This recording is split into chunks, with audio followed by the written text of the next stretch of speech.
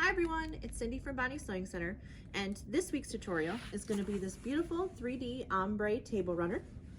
As you can see, it's got 4 different fabrics. It looks gorgeous on a table, but it's actually really simple. It looks way more difficult than it is. You can take this table runner, you can make it into a pillow, you can make a table runner, you can make a table topper. You could do the same technique and make a huge quilt out of it. It's very versatile. For this table runner, you're going to need a 60-degree triangle. If you don't have the triangle, I do have a template linked below. You can cut out and put on freezer paper and use a regular straight ruler with it. But I would suggest a 60-degree triangle. It's much easier to line it up and cut our triangles. All right, let's get started. To make the table runner, you're going to need 3 strips of each color. You're going to need a dark fabric, a medium dark fabric, a medium light fabric, and a light fabric. And we're going to sew these light, light medium, medium dark, and dark in this order. And we're going to sew all 3 strip sets. After your strip sets are sewn, you're going to want to iron the seams. I like to iron my seams open for this project, but you could iron them all to the dark if you choose. Now we're going to lay our strips onto the table and we're going to do them one by one. You want to pay attention to the orientation of the strips. For 2 of the strip sets, we're going to have the light color on top, and for 1 strip set, we're going to have the dark color on top. The reason why is as you cut with our ruler, you're going to get 4 in this direction and 3 in this direction. So if we continue to cut them all in one direction, we'd end up with more of the light on top and less of the dark on top. So as we cut, we need to be aware so we even it out. Okay, so to start cutting, you're going to line up your ruler or your template onto your strip, and you're going to scooch it over till you can get rid of the least amount possible. Your strip set should be 8.5 inches long.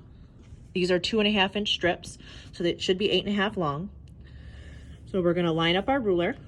On the first cut, you're going to cut the right side, then you're going to cut the left side. And this cut is an awkward cut, I know it is. Okay, so we have 1 strip set with the light on the small on top. Then we're going to take our ruler, we're going to flip it, or our template, and we're going to line it up along the side that we have sewn and along the top, and we're going to cut just the right side. And now we have a dark on top. We're going to continue to do that until we get as many strips out of it, triangles, as we can out of the first strip. Okay. So you should be able to get 7 triangles out of each strip. Now if you have to stop and straighten up that one edge because it's not perfectly straight, go ahead and do that. It is more important that your triangles match than it is getting out 7 out of each strip. Okay, this one I had to straighten up a little bit on the one side. And you're just going to make piles of them and continue to do that.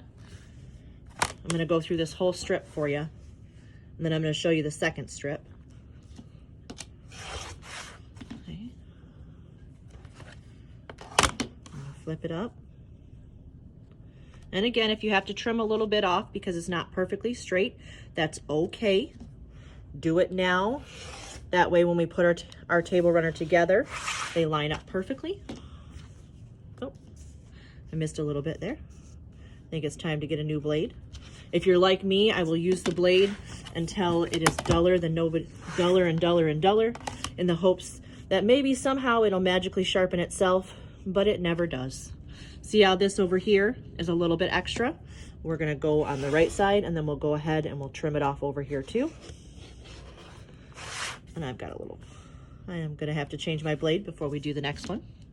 Okay, so we have 4 with the light on top on a 1 strip set, and 3 with the dark on top.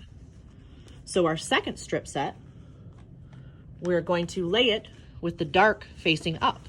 That way we get 4 with the dark on top and 3 with the light on top. then we can even out our strips. And you're just going to continue to do this and continue to trim. If you have to trim that bottom, if it's not perfectly straight, it's perfectly fine to do so after. The third strip set, you're going to want to leave the white on top, and you're going to do it the exact same. Now that all of our triangles are sewn, we're going to put our table runner together. So we're going to take one with the dark on top, and we're going to lay it this way. We're going to take one with the white on top, and we're going to lay it this way. Now I know it kind of looks strange, but I promise you it's going to work out. Okay? So we're going to make 4 of these sets. So I like to put all 4 on top before I take them to my machine. Then I know exactly what I'm sewing and the way that I'm sewing it. You're going to want to put the strips opposite. So as you can see, the strips are going this way and then the strips are going this way. It is important that it goes this way to make sure we have our design correct. Okay. To sew them together, you're going to take one, you're going to lay it on top, and you want to make sure that they line up. If the outside here doesn't line up, it's not the end of the world. When we go to quilt it, we can fix that afterwards. It's more important that this line is nice and flat. Okay, and you want to take your time. It is a bias edge, so go nice and slow. Let the machine pull it through. I turn my machine down to less than half speed, and I have my stitch length at about 2.2. So you're going to do that for all 4. Now that we have our sets sewn, we're going to put this side together before we do the other side. So you should have 4 of these, and now they kind of look like diamonds instead of triangles. And we're going to grab one more with the dark on top. Okay, we're going to start with this set. I'm going to lay this one right here. We're going to flip it on top. We're going to line up this edge.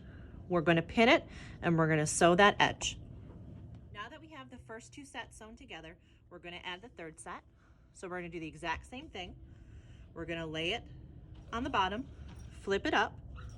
You want to make sure this side lines up. We're going to pin it and sew it. Now we're going to add our last set.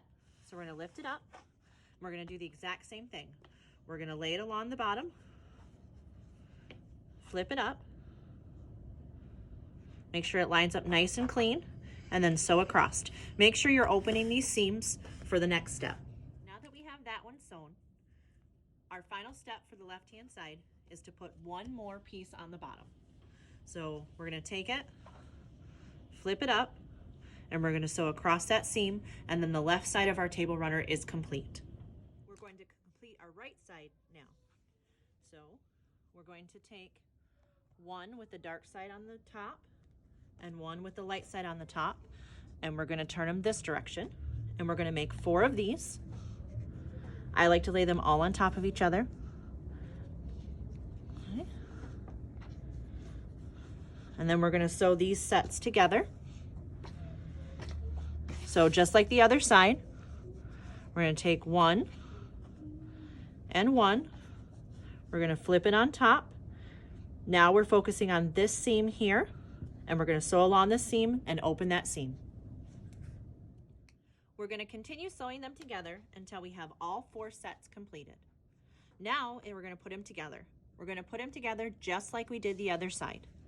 We're going to lay the first one down, then lay the next one down, flip it on top, make sure this seam lines up, and we're going to sew across here and open the seam. We're going to add our third piece. So we're going to lift this up, lay our piece down, flip it on top, make sure we line up this edge, and sew across. We're going to do this one more time to add our last diamond. So we're going to lay it on top, line up those edges. Now as it's sewing through, make sure you're not pulling these. Because they are biased edges, they will stretch very easily. We want to let the machine do the work and just kind of feed it through. Just like the other side, we have to add our final triangle on the end. So we're going to lay our triangle on the table. We're going to flip it up, pin it nice and well, and then we'll sew that one on. Then we're ready to put the 2 sides together. Now it's time to put it together, my favorite part. So we're gonna lay our left strip on the left side and our right strip on the right side. Okay.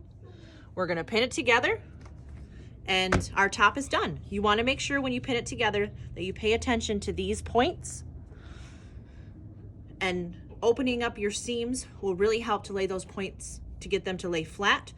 In this spot right here, you have 6 pieces of fabric, so it was very important that we open those seams. And our top is done. Look at how pretty that is. It ends up being about 17 by 45 or 47, 17 by 47. If you want to pillowcase it like I did, you're gonna take your batting, you're gonna lay it on the table. This is a little longer than my table runner, but that's okay. We'll just go ahead and cut it off after. Then we're gonna lay our backing, wrong sides together, so right side up.